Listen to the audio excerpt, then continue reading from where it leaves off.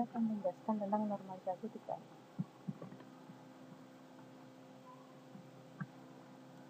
Tujuannya yaitu memahami normalisasi bentuk ketiga, dengan kedua memahami normalisasi Boyce Codd Normal Form atau 3N.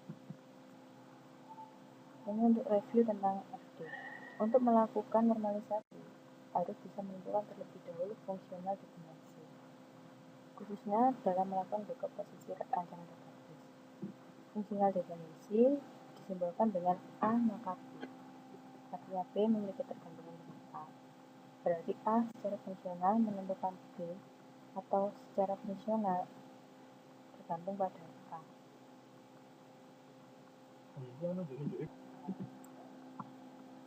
Berarti A secara fungsional menentukan B atau B secara fungsional tergantung pada A.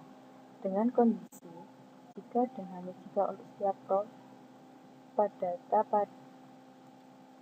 dengan kondisi jika dan hanya jika untuk setiap row data pada tabel D, maka jika ada dua row di tabel D dengan nilai pada A yang sama, maka nilai pada B pasti juga sama. Jadi diberikan dua row, yaitu row 1 dan row 2 dalam tabel D, di mana A maka B, sehingga jika R1A sama dengan R2A, maka R1B sama dengan R2B. First normal form, suatu relation R disebut first normal. Suatu relation R disebut first NF jika dan hanya jika semua atribut value-nya simple atau atomic.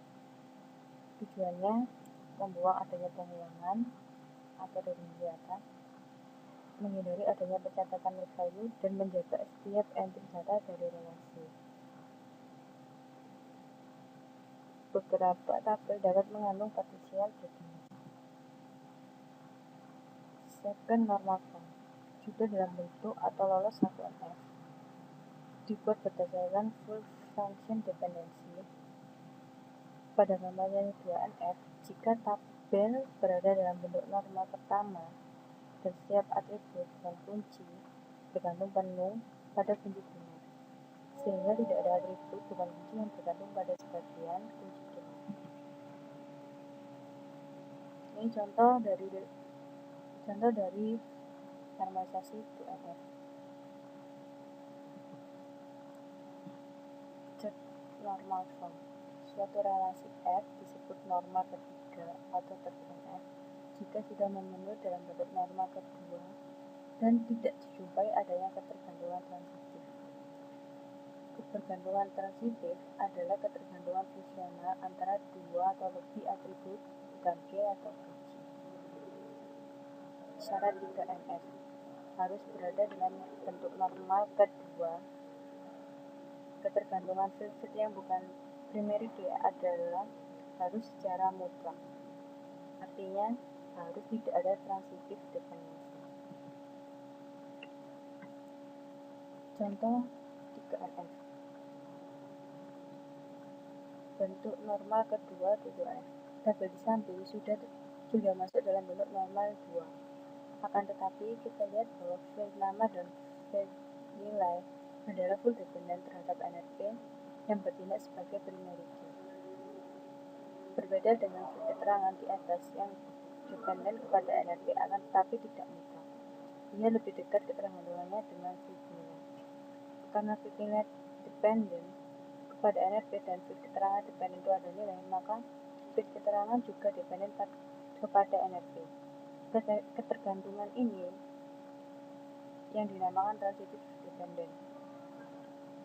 Untuk itu dilakukan normalisasi 3N. Jadi dari tabel ini kita bisa melihat untuk nama dan nilai ini memiliki ketergantungan pada NRP. Sedangkan keterangan sendiri sebenarnya hanya memiliki ketergantungan pada nilai. Berhubung untuk tabel keterangan ini memiliki ketergantungan pada nilai, jadi keterangan juga bergantung pada NRP.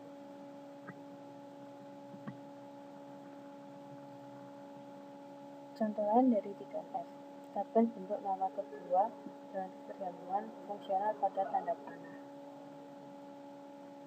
Pada tabel di atas, kita lihat terdapat ketergantungan transitif, yaitu wilayah secara fungsional bergantung pada nama sales, sedangkan nama sales bergantung pada nama pelanggan. Sehingga terdapat beberapa anomali pembaruan pada relasi penjualan data.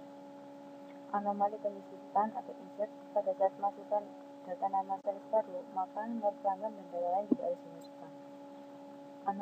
Untuk penghapusan, pada saat penghapusan pelanggan 2522, maka informasi tentang nama sales juga akan ikut terhapus. Dan untuk manual yang update, pada saat dilakukan update nama sales, maka harus dilakukan pengupdatean pada semua baris pada tabel. Hal ini sangat tidak efisien. Jadi dari bentuk normalisasi 3NF dari tabel yang tadi itu seperti ini. Jadi terdapat tabel sendiri tentang nama dan wilayah, nama sales dan wilayahnya. Terus untuk tabel penjualan, kita menggunakan nomor pelanggan dan nama pelanggannya. Kemudian jika terisikan nama salesnya, maka wilayah akan otomatis terisi.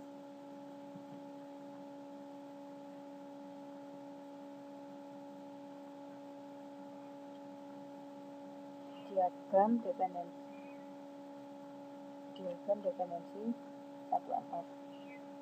Ini merupakan contoh dari diagram dependensi 1NF. Dan untuk 2NF, dan ini merupakan tabel diagram dependensi.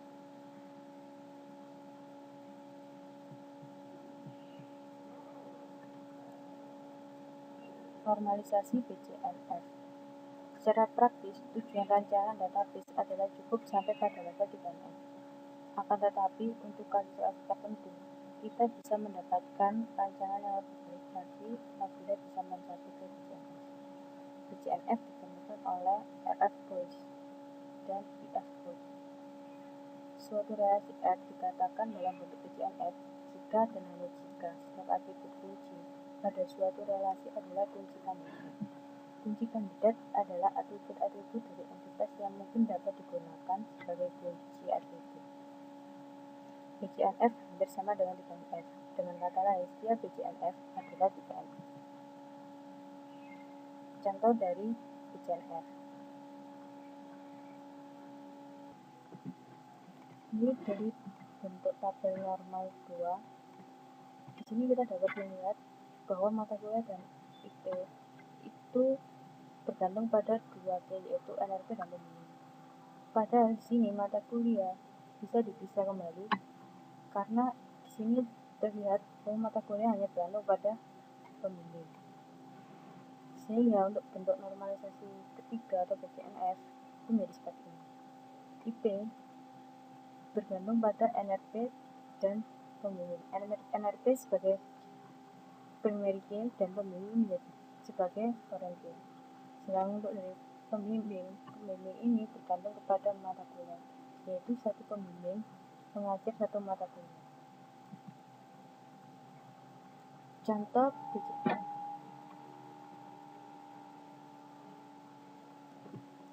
Sekian dan terima kasih.